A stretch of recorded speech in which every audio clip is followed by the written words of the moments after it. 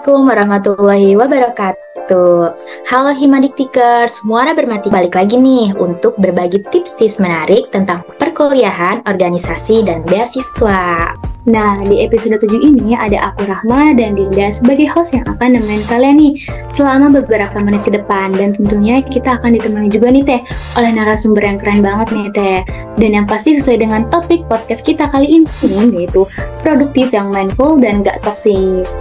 Oke, topik podcast kita kali ini gak kalah menarik ya Teh sama podcast-podcast di episode-episode sebelumnya. Mungkin tanpa berlama-lama lagi langsung aja nih Teh. Sekarang kita sudah bersama dengan narasumber kita yaitu Kang Rizky Juliansyah. Halo Kang Rizky, apa kabar nih Kang? Halo semuanya, alhamdulillah khair. Oke, alhamdulillah ya Kang. Nah Kang, mungkin dari Himadiktikers ada nih yang belum kenal sama Akang. Mungkin Kang Rizky bisa kenalan dulu kali ya. Silahkan Kang. Oke, nah sebelumnya izin memperkenalkan diri ya. Nama saya Rizky Juliansyah dari semester 7 Pendidikan Matematika Universitas Singapura Bangsa Karawang. Ukuran bajunya XL, ukuran sepatunya 43. Oke, salam kenal juga Kang. Wah, udah semester 7 ya Kang, udah masuk kategori semester atas gitu dan kelihatannya kayak udah berat banget.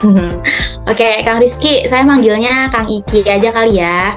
Di podcast kali ini kita akan membahas topik yang mengenai produktivitas yang mindful dan gak toksik nih Kang. Nah, sebagai mahasiswa tentunya kita sudah tidak asing lagi ya dengan kata produktif. Tetapi kadang banyak banget dari kita tuh salah mengartikan apa itu produktif. Nah, menurut Kang Iki sendiri, produktif yang mindful dan gak toksik tuh seperti apa sih? Oke, jadi bener banget ya tadi ya. Kita tuh sebenarnya udah tahu banget lah produktif itu yang gimana sih. Bahkan kadang kita sibuk banget nih ngelakuin apa aja. Cuma kita harus bisa bedain dulu mana sibuk, mana yang produktif gitu kan. Nah, bedanya sibuk sama produktif itu apa sih? Nah, terus gimana sih caranya kita produktif yang melahirkan kebahagiaan gitu kan ya, yang nggak toksik. Nah, kalau sibuk itu kan kita ngelakuin apa aja. Cuman kita nggak tahu arah sibuk kita itu, arah yang kita kerjain itu mau diapain sih. Beda sama produktif. Kalau produktif itu kita ngerjain sesuatu, tapi kita tahu nih arah sama tujuan dan targetnya kita mau kemana gitu. Wah, ternyata beda ya Teh antara produktif dan sibuk. Jadi kita menambah ilmu baru nih Teh. Iya. Oh iya, Kang, akhir-akhir ini kan kita sering mendengar nih berita yang kurang menyenangkan dari dunia pendidikan, khususnya perkuliahan. Banyak yang stres karena tugas kuliah, dan juga nih mahasiswa akhirnya tuh banyak yang nyerah nih di tengah jalan. Kayak saya sendiri tuh kadang juga merasa stres. Kalau menurut Kang Iki, gimana sih cara agar mahasiswa dapat tetap produktif dalam belajar tanpa merasa terbebani secara mental, Kang? Oke, terbebani secara mental. Kalau kita bahas mental, berarti juga kan membahas tentang karakter, benar nggak? Iya, benar Kang. Oke, nah sebenarnya, karakter tiap orang kan beda-beda ya. Karakter si ini gimana, karakter saya gimana. Terus juga kan kalau misalkan apapun sebenarnya kita balik lagi ke diri kita pribadi. Cuman menurut Rizky, ada beberapa karakter yang penting untuk kita bisa melahirkan produktif yang membahagiakan. Yang pertama itu yang paling penting itu kita harus optimis. Pastinya kita harus optimis dulu, jangan mikir kayak ini nanti bakal kayak gini, ini bakal kayak gini. Intinya kita harus optimis lah kalau misalkan apa yang kita lakuin itu bakal berhasil dan juga bakalan sukses. Terus yang kedua itu kita harus jadi diri sendiri. Pernah nggak sih kalian kayak kerja nih, ngerjain apa aja, cuman karena kerjanya terpaksa ataupun karena kerjanya ini bukan gua banget, jadi kayak yang ngerjainnya setengah-setengah gitu loh. Jadi apapun yang kalian kerjain, ya usahain jadi kalian sendiri, tanemin dan sendiri untuk hal-hal yang kalian kerjain supaya kerjanya nanti nggak jadi beban dan juga nyaman buat kita gitu ya.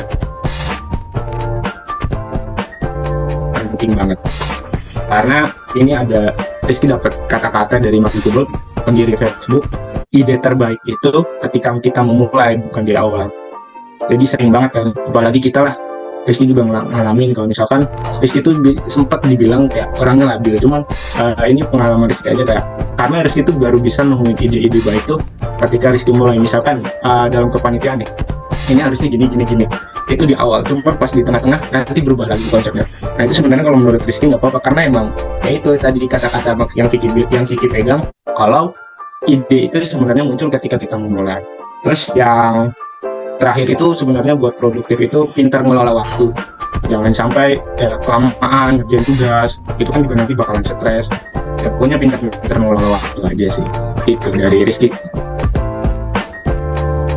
Oke, mau tanya lagi nih Kang, dari Akang sendiri kan tadi ngomongin tentang strategi belajar gitu ya. Ada nggak sih strategi yang efektif lagi untuk mengelola waktu belajar dengan cara mindful dan tanpa menciptakan atmosfer yang toksik itu, Kang? Strategi belajar supaya nggak toksik gitu ya, mengelola waktunya. Iya, Kang. Nah, oke. Nah, yang tadi ya, kita harus pinter-pinter dari mengelola waktunya. Kayak misalkan, kita harus targetin nih, kuliah 4 tahun lulus. Misal, kalau Rizky dulu udah direncanain dari semester 1 sampai semester 2, karena masih maba waktu itu. Masih ngeraba-raba lah istilahnya, lingkungan perkuliahan itu seperti apa, supaya tahu gitu tujuan-tujuan buat semester kedepannya seperti apa. Terus juga di semester 3, 4 sampai 5, nah Rizky mulai aktif di organisasi. Nah di sini di organisasi benar-benar berasa banget sih pengaruhnya buat Rizky sekarang. Terus juga 6, 7, 8. Nah 6, 7, 8 itu udah mulai saatnya buat Rizky ngembangin diri lebih ke harus dapat beasiswa lah, terus harus punya prestasi. Jadi ya gitu, dimulai dari tujuan-tujuan, dari waktu, mengelola waktu. Terus misalkan hari ini tugasnya kita banyak nih, tapi sebisa mungkin mengelola waktunya. Misalkan deadline seminggu, tapi kita nggak mau dalam 1 hari langsung selesai. Nah itu usahain dibagi dalam seminggu itu. Misalkan kita harus mencatat 7 halaman. Nah bisa aja sehari 1 halaman, 1 halaman, 1 halaman. Tapi itu harus dilakuin, jangan enggak gitu, supaya nantinya nggak SKS, sistem kebut sejam gitu. Wah, berarti kita harus ada rencana ya Kang, kayak misalnya semester 1 itu ngapain, semester 2 ngapain, semester 3 ngapain, dan selanjutnya biar target kita tuh tercapai ya Kang. Betul banget, karena kita ngomongin produktif berarti ngomongin arah dan tujuan ya, kita mau apa gitu sih. Bagus banget nih Kang tipsnya. Oh iya, Himalitika strategi dari Kang Iki ini bisa kita terapkan ya, agar kita tuh bisa seimbang antara akademis dan kesehatan mental kita. Jangan sampai nih kita terlalu terbebani diri kita. Oke. Iya, betul banget nih Diktikers. Nah, aku mau nanya lagi nih Kang. Kang Iki ini kan anak organisasi ya, pasti relasinya luas. Dan dalam organisasi kan relasi yang luas itu kan merupakan hal yang wajib ya Kang, karena tujuan kita ikut organisasi kan salah satunya itu. Tapi bagaimana sih Kang cara mahasiswa agar yang nggak ikut organisasi maupun anak organisasi tetap produktif dan dapat membangun jaringan sosial yang sehat nih Kang? Jadi kalau menurut Rizky pribadi, sebenarnya nggak ada perbedaan khusus sih antara dia anak organisasi ataupun dia bukan anak organisasi. Yang penting kita bisa terus berkembang dan terus belajar. Dan juga sebenarnya balik lagi ke orangnya, orang ini mau menutup diri atau membuka diri kalau menurut Rizky. Nah, mungkin emang kalau anak organisasi itu privilege-nya lebih banyak ya tentang relasi itu, karena emang dituntut buat bisa speak up, buat berkolaborasi dan lainnya. Tapi ya itu balik lagi ke diri sendiri, dia mau membuka diri ataupun menutup diri. Cuman nanti dimanapun kita berada, ini yang Rizky alamin juga, buat membangun jaringan sosial yang sehat atau hubungan yang sehat. Nanti dimana kita berada, dimanapun kita interaksi, dan dimanapun kita melakukan sesuatu itu, kerjain suatu tanggung jawab atau suatu kesempatan yang diberikan ke kita itu dengan sungguh-sungguh. Karena kita nggak tahu nih orang mana yang nantinya bakal ngasih kerjaan. Misalkan misalkan teman-teman di sini ikut kepanitiaan nih. Nah, jangan sampai di kepanitiaan itu teman-teman melakukan kerja setengah-setengah, nggak produktif lah artinya. 5 menit yang teman-teman punya itu menjadi sesuatu yang bisa merubah hidup teman-teman di masa depan yang akan datang, gitu sih. Terus misalkan nih, teman-teman ikut di kepanitiaan, terus teman-teman kerjanya males-malesan. Ternyata ada satu temennya kalian yang tadinya misalkan di kepanitiaan ini jabatannya di bawah kalian, cuman di masa depan dia punya jabatan di suatu perusahaan. Nah, mungkin nggak sih kita temennya yang dulu satu kepanitiaan bareng bakal direkomendasiin istilahnya sama dia buat ikut kerja. Nah, nggak mungkin kan.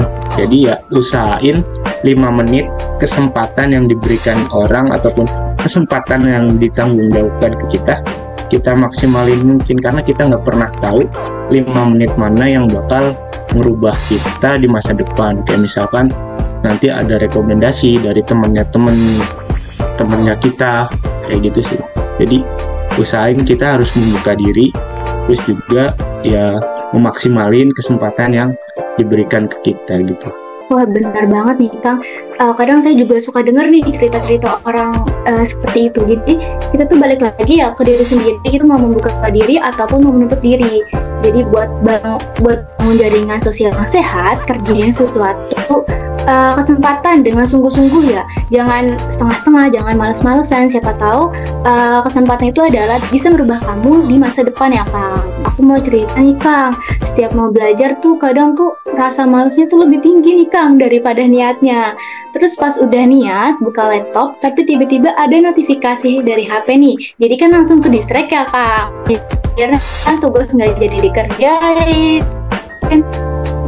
Jadi kalau kayak gitu mulu, terus kadang kalau misalnya lagi belajar juga cepet banget nih ngantuk. Jadikan referensi buat teman-teman Himaditika tentang metode belajar apa sih yang akan gunakan sehingga efektif nih untuk meningkatkan produktivitas dalam belajar Kang. Bener banget ya, males itu emang susah dilawan. Cuman kalau setiap Rizky males, Rizky ingat kata-kata dari Panji Pragiwaksono. Dia bilang gini, kalau buat menang lawan diri sendiri aja susah, gimana kita mau menangin hidup, kata Panji gitu. Nah itu kan keren banget ya kata-katanya.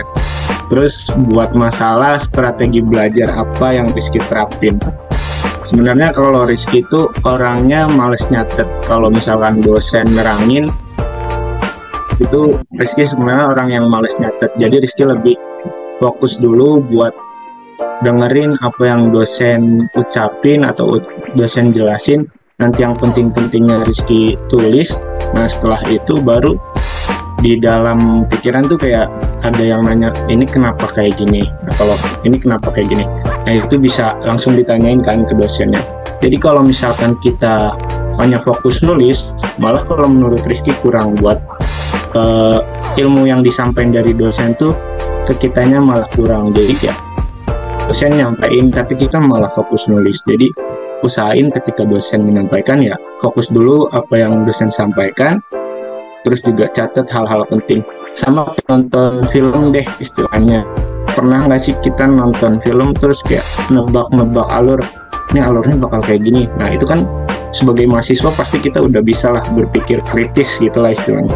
Nah sama, ini kenapa sih kayak gini, nah dicatat, tanyain. Kalau misalkan malu nanya dosen bisa tanya Google, disimpan di rumah baru belajar sama teman-teman gitu.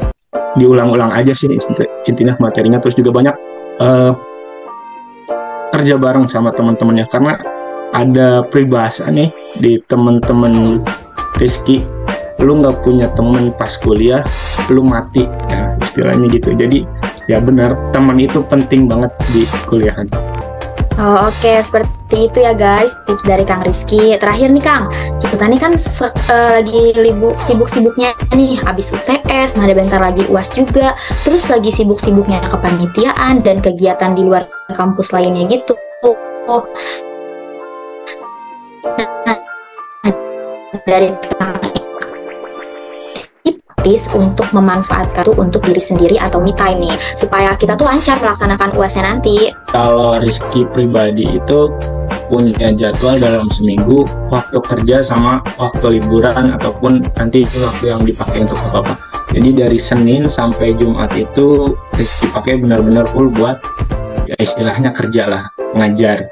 Terus baru di Sabtu Minggu perintilan kegiatan kayak misalkan ada kumpulan organisasi, kumpulan komunitas, ataupun nanti Rizky mau main, Rizky mau apa, main kan juga penting banget ya kan buat kesehatan kita tentunya. Terus juga tips praktis untuk memanfaatkan waktu belajar. Ya sebenarnya dari teman-teman pun udah pinter ya. Maksudnya sekelas mahasiswa pasti udah pinter lah membagi waktu, mengelola waktu. Kayak misalkan ada tips yang kayak kita bisa bagi waktu tuh, mana yang sangat penting, kurang penting, sama gak penting. Jadi kita harus eliminasi yang mana sih. Nah buat belajar mempersiapkan UAS, kalian mau UAS, nah itu sebenarnya dari sekarang tuh daripada kita scroll TikTok kan yang nggak tahu gitu apa sih yang diiniin, ya lebih baik ya bacalah sedikit tentang materi-materi UAS. Terus juga kalau ada yang nggak tahu tadi, karena mahasiswa kan dituntut untuk kritis, jadi kita mulai belajar dari pertanyaan-pertanyaan yang ada di kepala yang belum kita tahu. Mungkin itu sih, kayak pasti kalian udah bisa lah sebagai mahasiswa mengatur waktu sendiri. Ini harus segini harus ngelakuin apa, ini harus segini harus ngelakuin apa, terus mana yang nggak penting, mana yang kurang penting. Oh ternyata itu ya teh metode belajar yang efisien nih dari Kang Iki. Bisa nih kita terapkan metode itu buat belajar. Oh iya Kang, sebelum itu aku mau nanya nih Kang, gimana sih jika kita nih kan, terlebih saya nih sekarang tuh suka lupa ya, tips biar apa yang dijelaskan dosen itu nggak lupa. Sedangkan jika dosen menerangkan kan kita harus fokus nih mendengarkan. Itu bagaimana ya Kang tipsnya? Kalau buat tips gimana sih materi dosen biar nggak lewat gitu ya, nah itu kita bisa tuker catatan sama teman kita. Kan ada juga tuh teman kita yang lebih rajin biasanya dari kita, terus catatannya lebih komplit. Ataupun misalkan teman-teman bisa cari referensi di internet tentang materi yang dipelajari saat itu, karena kan sekarang udah canggih ya namanya zaman, jadi kayak gitu. Kalau Rizky dulu sih lebih sering tuker catatan sama teman, terus misalkan ada yang Rizky nggak pahamin ya Rizky minta ajarin gitu. Wah iya Kang, benar juga. Jadi tuh teman dalam perkuliahan itu penting banget ya apa yang Kak Iki bilang. Oke, bisa ya teh kita pakai nih metode itu juga buat belajar teh. Iya teh, metode belajarnya bagus banget. Kayaknya aku bakal ngikutin deh metode belajar Kang Iki ya, biar lebih produktif gitu loh. Wah teh gak kerasa ya udah beberapa menit berlalu nih kita nemenin Himeritikers semua, dan udah banyak banget nih ilmu dan tips yang menarik dari narasumber kita sampaikan. Iya nih teh, gak kerasa waktu cepet banget, padahal masih banyak banget yang mau aku tanyain ke narasumber kita. Oke, aku ucapkan terima kasih banyak kepada Kang Rizky yang telah bersedia meluangkan waktunya untuk sharing-sharing bersama Himeritikers semua. Semoga ilmu dan tips yang disampaikan bisa bermanfaat untuk teman-teman Himeritikers ya Kang. Nah, semoga setelah mendengarkan podcast ini tidak lagi salah mengartikan kata produktif, dan semoga bisa menerapkan produktif yang mindful tanpa toksik ini.